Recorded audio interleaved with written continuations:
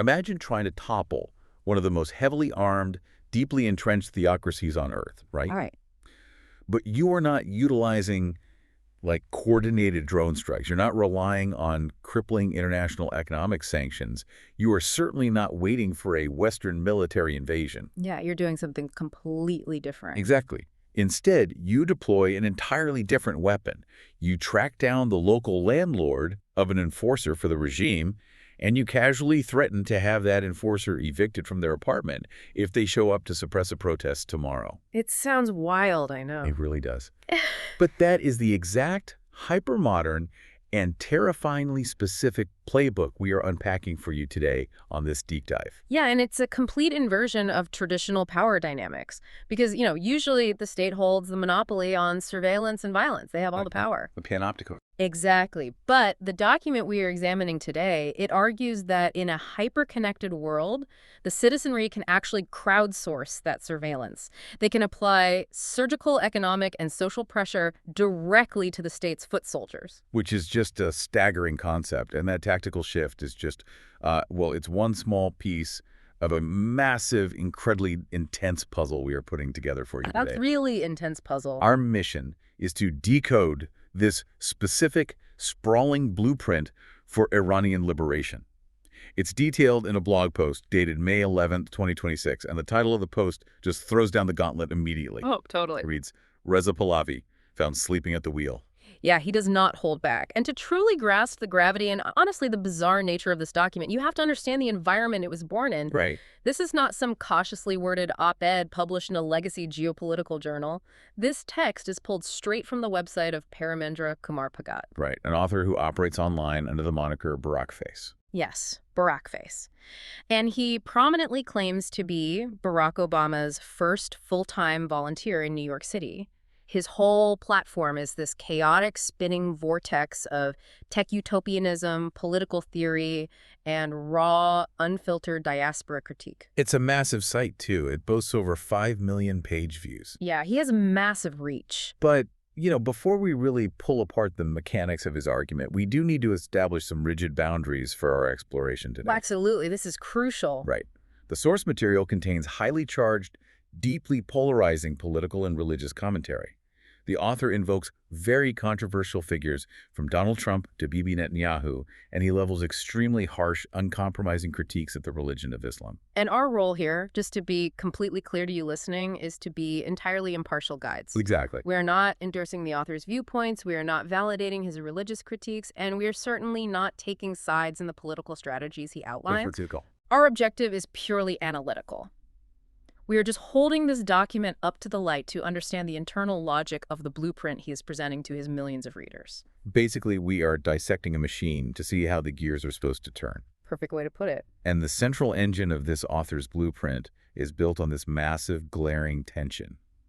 Because on one side of the board, you have an exiled crown prince, Reza Pahlavi, whom the author accuses of complete logistical paralysis. Right. And then on the other side, you have a fiercely independent grassroots journalist whom the author champions as the only viable interim leader. And tying these two figures together is that hyper-specific tactical guide for a civilian uprising. It's like looking at a digital Beautiful Mind stringboard, with red yarn connecting everything. Yeah, and with an author who writes about everything from agentic AI to, Kalkiism, you have to ask how we separate the fringe internet shouting from genuine geopolitical strategy, right? Right. Strategy that might actually resonate with a really frustrated diaspora. Exactly. And the author is looking at the Iranian resistance not as this romantic struggle for human rights, but literally as a quantifiable engineering problem that is currently failing. He diagnoses a profound stagnation in exile politics. In his view, the machine is broken, and fixing it requires immediately firing the current management. Which brings us right to his primary target, Reza Pahlavi. The author's opening volley is just absolutely blistering. Oh, it really is. He operates from the premise that the Islamic Republic is currently the weakest it has ever been. Right, and because of that perceived weakness, he argues that the Iranian diaspora is staring down a rapidly closing window of opportunity, like they are, in his words, about to miss the boat. The emphasis on geopolitical timing is so paramount here, because his core accusation against Pahlavi has nothing to do with ideology or historical grievances. No, not at all. It is entirely about logistics and execution. He uses a phrase that becomes the central dogma of his entire critique, measurable work. Measurable work. It's wild.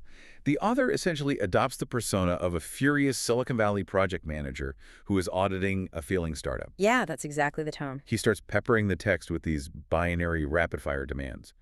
He asks, where is the umbrella organization? Where is the common minimum program? Where are the membership drives, the marches, the house parties? He demands a singular response. He says, yes or no, one answer. Silence is a no, so get going. Move. It's so intense. And the demand for a common minimum program is particularly revealing, right? Like about how the author views structural politics. Yeah, so a common minimum program is a highly specific type of coalition document. It's designed to take deeply fractured, politically opposed groups and bind them together based only on the absolute bare minimum objectives they can agree upon. Right, shelving all other ideological differences entirely. Exactly. By screaming for this document, the author is highlighting the fatal flaw of the Iranian diaspora. It is incredibly splintered. Just think about the complexity of exile politics for a second. You have constitutional monarchists, you've got staunch Republicans, secular leftists, ethno-nationalists, various religious factions. It's a massive spectrum. Yeah. Getting them all under one organizational umbrella is practically a geopolitical miracle.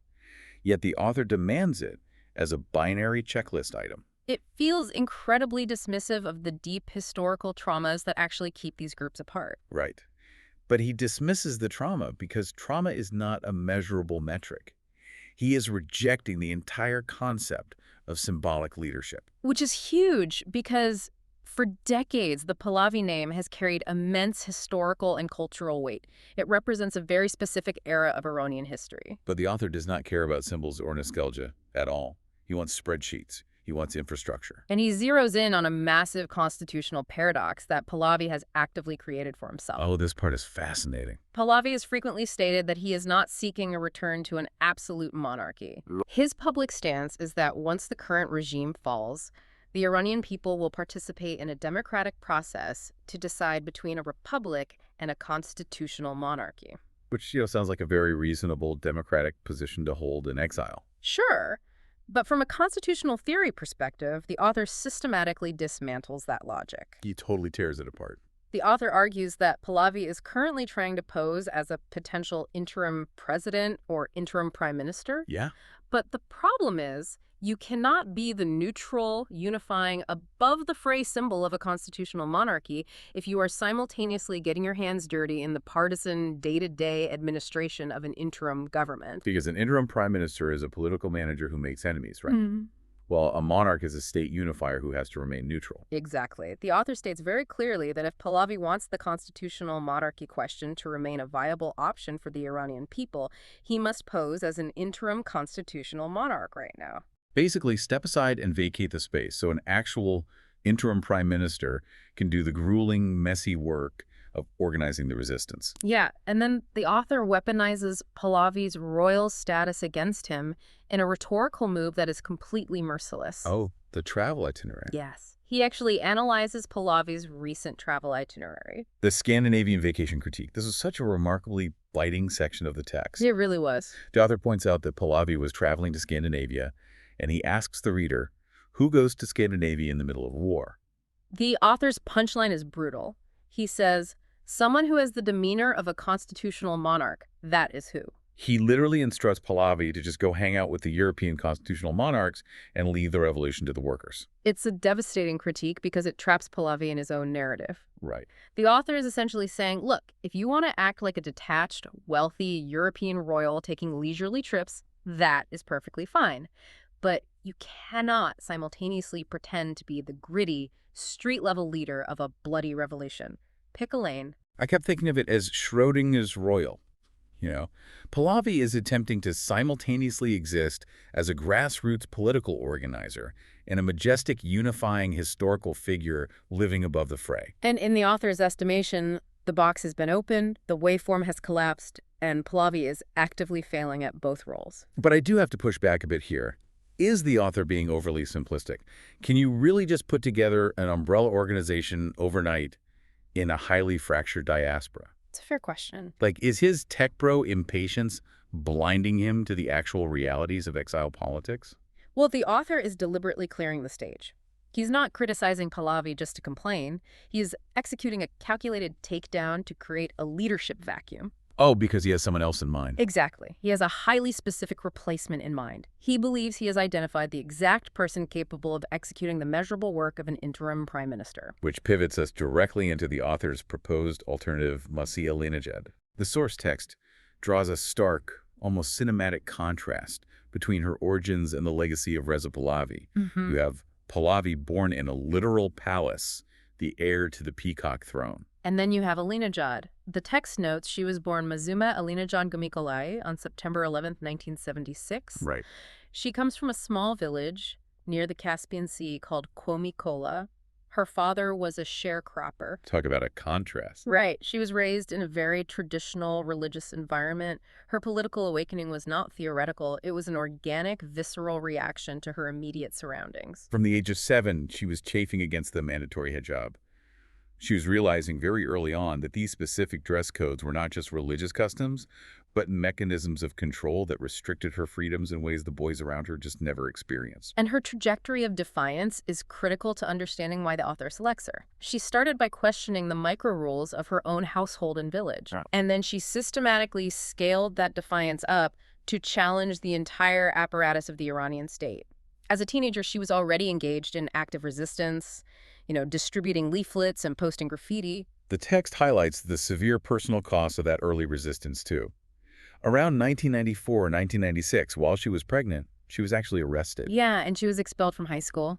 But those repercussions just seemed to act as an accelerant for her.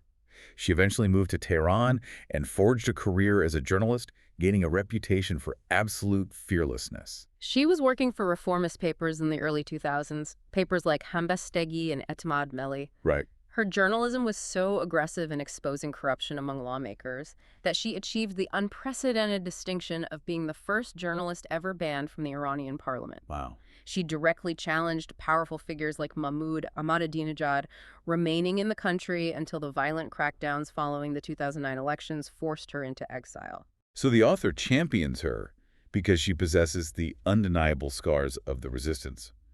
She has fought the regime in the streets, in the press, and in the halls of parliament. Exactly. But here we arrive at the most volatile and controversial segment of the author's entire argument. Yeah, this part is intense. He does not simply prefer Alinejad for her impressive resume. He claims she passes a highly specific ideological litmus test, a test he insists Pahlavi fails. The author demands what he calls spiritual clarity. And we really must be precise about how he defines that term in the text. Yeah. He explicitly demands spiritual clarity on Islam, a religion he categorically labels a fake religion and the source of all tyranny. Right. And again, maintaining our neutral reporting-only stance here, we have to acknowledge the extreme nature of that statement in his blog post. Absolutely. The author claims that Masih Alinejad possesses this spiritual clarity and that Reza Pahlavi lacks it. To justify this demand, the author deploys a highly aggressive, deeply strange metaphor. Oh yeah, the Russian defector one. Yes. He writes, "You can't be a Russian dissident who fled to the West in 1987, but are still a diehard communist." That metaphor really reveals the fundamental architecture of the author's worldview.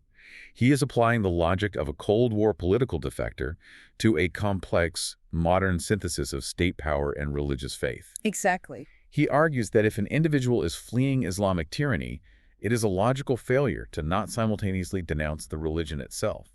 He rhetorically asks Pahlavi, "What did you flee? Why did you flee?" Masih knows and is vocal about it. It's like the author views human ideology identically to a computer operating system. Yeah. If a device is running a corrupted operating system that causes the machine to crash, you cannot just install a small software patch. You have to perform a hard uninstall. You have to wipe the entire hard drive. Because to a systems engineer, legacy code that causes systemic bugs must just be eradicated. It is not a matter of human emotion or cultural nuance. It is purely a matter of system optimization. Right. The author demands absolute binary ideological purity from the leadership of this resistance. But wait, the internal contradiction in his own blueprint is just massive here. Oh, huge. The author is frantically demanding a massive membership drive. He is demanding an umbrella organization capable of uniting millions of fractured diaspora members.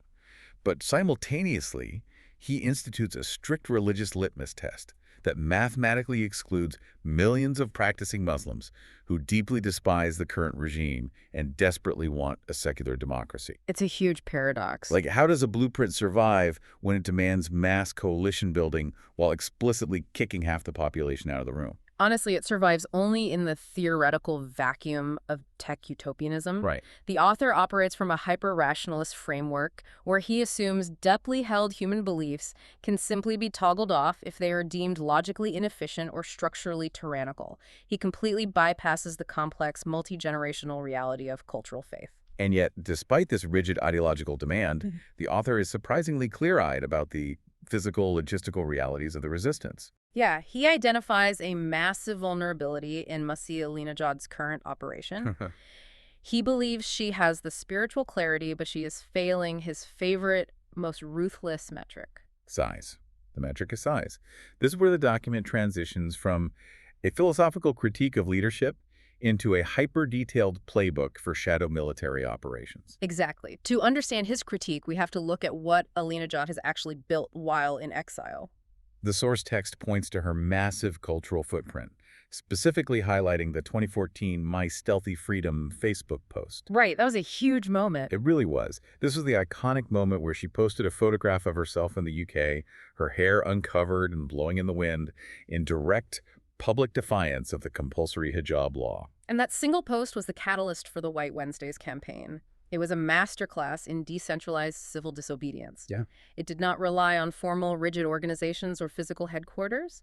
It utilized social media to amplify the everyday, localized resistance of ordinary women inside Iran. Allowing them to participate in a massive movement simply by removing a piece of fabric in public. Exactly. Her cultural capital is staggering.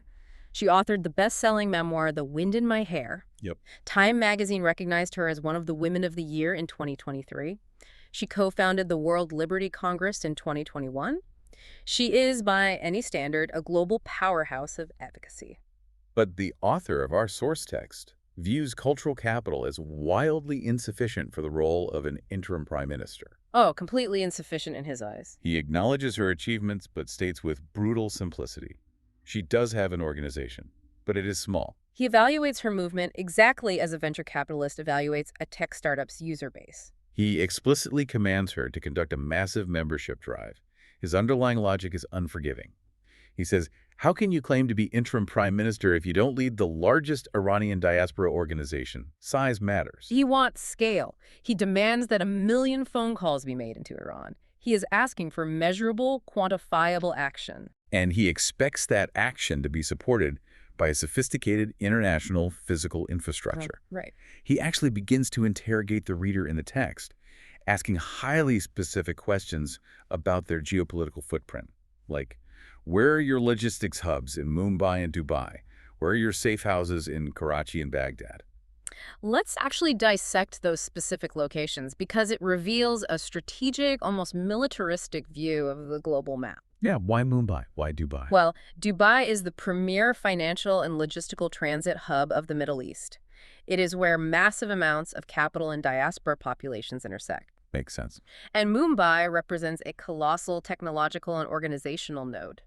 It is geographically close enough to the region to be relevant, but it remains firmly outside the immediate hard power influence of the Iranian regime. And then you have the border cities, like Karachi and Baghdad. Exactly. If you are operating an underground resistance movement aimed at toppling a state, you require physical staging grounds directly on the perimeter. Right. Safe houses in Baghdad and Karachi suggest the necessity of a clandestine network capable of exfiltrating dissidents, moving secure communications, and potentially funneling physical resources across porous borders. The author is sketching the blueprint for a literal shadow intelligence agency. Yes. But the crucial caveat is that he demands the resistance build all of this entirely on their own. He explicitly rejects any reliance on foreign intervention. Oh, strongly rejects it. He writes, no aircraft carrier, no B-2 bomber can liberate you if you will not liberate yourself. And he specifically names the political figures the diaspora often looks to. He says, no Bibi, no Trump can liberate you. He is forcibly closing the door on the traditional savior narratives that have permeated exile politics for decades. Right. He is telling the diaspora that waiting for a Western military strike or an Israeli covert operation to miraculously topple the regime is a delusion. Yeah. Liberation, in his framework, is defined exclusively by relentless, measurable internal infrastructure building. But let's apply this theoretical framework to the actual physical reality of Masih Alinishad's life. Okay. Think about the tech executives who talk about disrupting your local taxi industry or hotel market, right? Now imagine applying that exact same ruthless, data-driven optimization to the blood and guts reality of human rights and international espionage. The friction between the theory and the reality is immense. Right, because the source material explicitly notes that Alinejad lives in exile in Brooklyn. And she is not just a high-profile activist. She is an active, hunted target. Yeah, it's terrifying. She has faced multiple documented assassination and kidnapping plots linked directly to the Iranian government.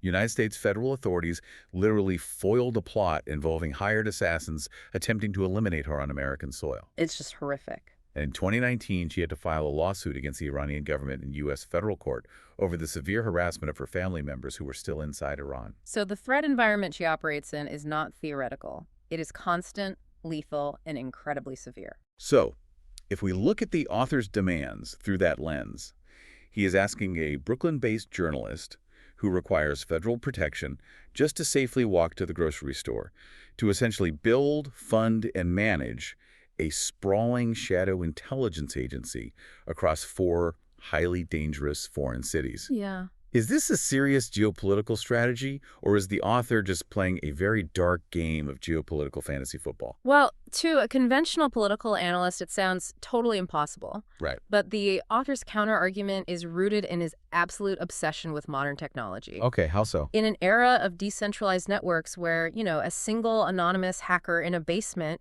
can successfully shut down a major national fuel pipeline, physical proximity is increasingly viewed as a legacy concept. Interesting. He is not arguing for her to build a traditional physical army. He is arguing for her to become the central node of a distributed autonomous network of resistance. Ah, so he believes the old rules of engagement just no longer apply. And to illustrate how a decentralized network can dismantle state power, he points to a bizarre, really fascinating example from an entirely different part of the world. He instructs the Iranian resistance to learn from the Gen Z in Nepal. Yeah, this anecdote regarding the Nepalese Gen Z protests is perhaps the most revealing tactical insight in the entire document. It completely redefines what asymmetric warfare looks like in the 21st century. The author claims that young protesters in Nepal successfully neutralized the Nepal police force. Right. But they did not use violence. There were no Molotov cocktails, no armed barricades, no traditional guerrilla tactics at all. Instead, they utilized open-source intelligence and hyper-localized social pressure. They basically weaponized community ties and public data. According to the text, these Gen Z protesters systematically identified individual police officers and delivered a very simple message. They told them, "We know where each of you live." And then they threatened to approach the officers' civilian landlords and demand that the officers be evicted from their rental apartments if they participated in violent crackdowns against the protest. And the author's summary of the outcome is just chillingly brief. He writes, "And the Nepal police melted away." It is a stunning application of open source intelligence, or OSINT. Yeah. It totally inverts the traditional panopticon of state control. Historically, the authoritarian state relies on anonymity for its enforcers, right? Right. The riot police wear helmets. They are a faceless, monolithic wall of state violence. Exactly. But the protesters removed that anonymity. It's like a weaponized homeowners association successfully taking down a government apparatus.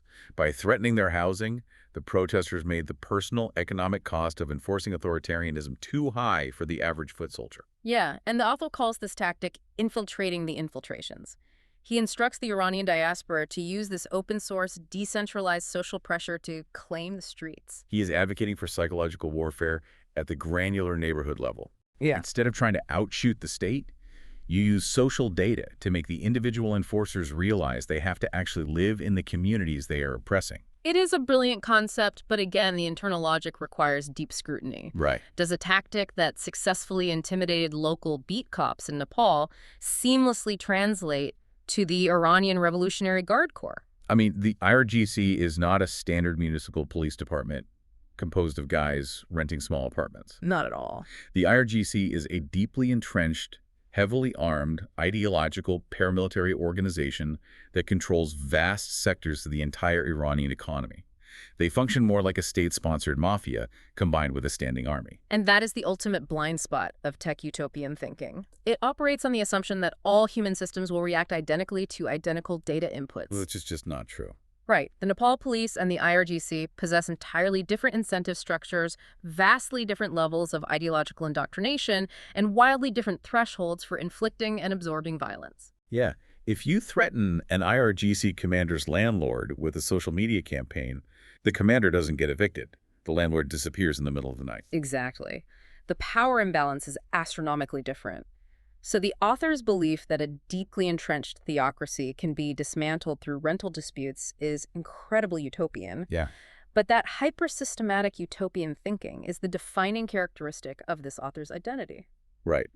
To fully comprehend his impatience with Reza Pahlavi, his demands for Masih Alinejad, and his obsession with logistics and open-source doxing, we really have to zoom out. We do. We have to look at the massive ecosystem of his blog and the specific historical moment he believes he is writing from. We have to examine the 2026 zeitgeist through the eyes of Barakface. Exactly.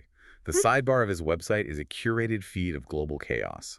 The news links he features paint a picture of an international order completely on edge. Yeah, it's intense. You have headlines screaming, "Putin's war comes home to Moscow." There is coverage of a terrifying assassination attempt at the White House Correspondents' Dinner. There are analytical pieces exploring what middle powers fear from the Trump-Xi summit. The world he is monitoring is volatile, unpredictable, and highly dangerous. And the technological dystopia is interwoven with the geopolitical violence, too. He links to articles about Meta's AI algorithms making corporate employees miserable. Uh-huh. And perhaps most significantly, there is a headline detailing the aftermath of Hezbollah fighters trade heart attacks for pager attacks. Yes. That specific headline about exploding pagers is the Rosetta Stone for his urgency. Oh, for sure. The Middle East of 2026, as depicted in this ecosystem, is undergoing a revolution in asymmetric sci-fi level warfare. Communication devices are being turned into localized bombs. The landscape of conflict is accelerating at a terrifying pace. And this chaotic backdrop explains exactly why the author is screaming at the Iranian diaspora that they're running out of time. He looks at a world moving at warp speed, driven by artificial intelligence and exploding supply chains, and he sees the traditional Iranian resistance moving at the agonizingly slow speed of 20th century bureaucracy. His own prolific output perfectly mirrors this obsession with speed, scale, and systemic upgrades. Yeah, the list of books he has authored is staggering in its scope. He really is. He is publishing titles like Physical AWS, How the Logistics Cloud Will Reshape Global Commerce, and Lumina AI, the trillion-dollar sun. He's not just reading about technology. He is actively theorizing about how it rewrites human civilization. Right. He writes novels about mass movements like the Great Subcontinent Uprising and Gen Z Kranti, which translates to Gen Z Revolution, and was published in Maithili, Hindi, and Nepali. Wow. He is constantly modeling how massive populations can be mobilized. But the central philosophy that binds all of his theories together, the lens through which he analyzes everything from global supply chains to the liberation of 80 million Iranians, is a concept he calls Kalkiism. Yeah, Kalkiism. The text provides the subtitle for this philosophy. Kalkiism, the economic and spiritual blueprint for an age of abundance. Sounds like a huge structural upgrade. It is. Kalkiism appears to be a framework where the entire planet is viewed as a single massive operating system desperately in need of a systemic upgrade. Right. Whether he is advocating for liquid computing, proposing a reorganized UN, or demanding that political leaders replace fake religion with spiritual clarity, the mechanism is identical in his mind. He approaches the bloody, traumatic struggle of the Iranian Revolution the exact same way he approaches marketing escape velocity or the rapid deployment of agentic AI. Yes, agentic AI, which his blog notes is set to completely explode in 2026. And we should clarify what agentic AI actually means in this context. Good point. It is not a simple chatbot that answers questions. Agentic AI refers to artificial intelligence systems that possess agency. They can independently formulate strategies, execute complex tasks, and adapt to changing environments without human intervention. And the author wants the Iranian resistance to function like agentic AI. Yeah. He wants it to be autonomous, ruthless, highly efficient, and constantly optimizing for maximum growth. He looks at human liberation as a purely quantifiable engineering problem. He wants to strip away the emotion, the history, and the religious nuance, and replace it with logistics hubs, safe houses, and massive membership spreadsheets. That's his entire vision. Which brings me back to the core cognitive dissonance of this entire document. Applying the logic of tech disruption to human rights is a fascinating intellectual exercise, for sure. Definitely. His critique of Reza Pahlavi's lack of measurable physical infrastructure is razor sharp. He is absolutely correct that speeches and symbolic leadership do not topple dictatorships. Logistics, funding, and organized resistance do. Yeah, you undeniably need a machine to fight a machine. Right. But by reducing human beings to mere data points, by assuming you can just demand that millions of people abandon their deeply held cultural faith, or by assuming you can defeat a heavily armed, ideologically driven theocracy with a coordinated rental dispute. Right. Does the author entirely miss the actual soul of a revolution? I think he misses the unquantifiable element entirely. He builds a perfect logical machine on paper, but he forgets that the fuel required to run that machine is human emotion, shared grief, and deeply irrational courage. And that is the perfect synthesis of the journey we have taken today. We began by unpacking a blistering, uncompromising critique of Reza Pahlavi's royal inaction, examining the constitutional paradox of trying to be both a political manager and a unifying monarch. Yeah, and then we analyze the author's anointing of Masih Alinejad, contrasting her organic working-class roots with the legacy of the peacock throne. We explored the mechanics of decentralized civil disobedience and the brutal metric of size. We dissected the highly controversial, logically flawed demand for spiritual clarity. Right. And we mapped out the geopolitical fantasy of building logistics hubs in Mumbai and safe houses in Baghdad while under the constant threat of international assassination. And we filtered all of this through the hyper-systematic, tech-utopian mind of Barakface, a blogger who believes that Gen Z doxing tactics, agentic AI, and massive membership spreadsheets are the true, ultimate weapons of modern liberation. It is a dizzying, overwhelming, and deeply fascinating look at how the diaspora is frantically searching for solutions in the increasingly chaotic, technologically accelerated world of 2026. I want to thank you, the listener, for coming along on this intense deep dive. Engaging with these raw, unfiltered, and sometimes contradictory perspectives is the only way we truly understand the evolving pulse of global resistance movements. Absolutely. We have to look at the blueprints being drawn, even if the architecture seems impossible. To close out our exploration today, I want to leave you with a final thought to mull over, one that challenges the core thesis of the document we just analyzed.